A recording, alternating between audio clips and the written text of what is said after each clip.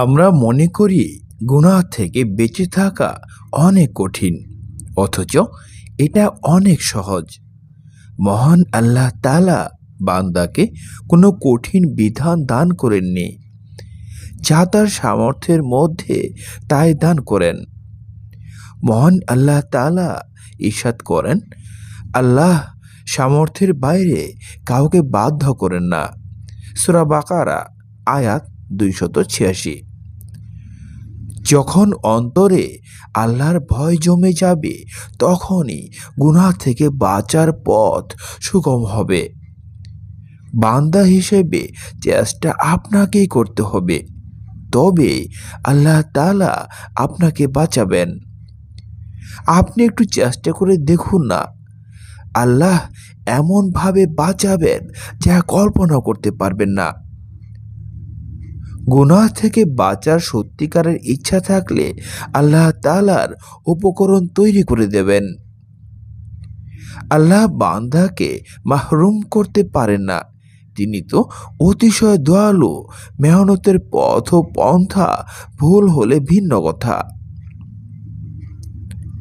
আমরাও অনেকে বলে থাকি, চাকরি করি, পরিবার চলে না।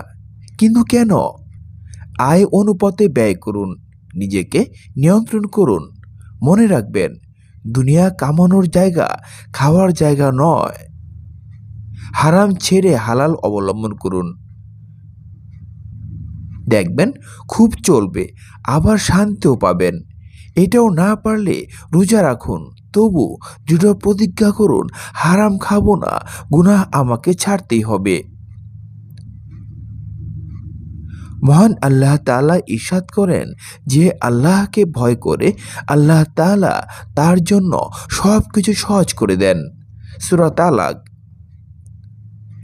রাসূল সাল্লাল্লাহু আলাইহি সাল্লাম ইরশাদ করেন, দুনিয়ায় সর্বাধিক পরীক্ষার সম্মুখীন হলেন নবীরা, এরপর যারা তাদের যত বেশি অনুসরণকারী।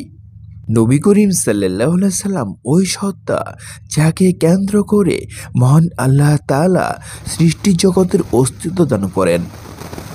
তিনি খন্দক যুদ্ধে নিজে কোদাল হাতে পরীক্ষা খননে ব্যস্ত, অথচ জবান মুবারকে উচ্চারিত হচ্ছিল, হে আল্লাহ, হে আমার রব, আপনি আনসার ও মুহাজির সাহাবাদের ক্ষমা করুন।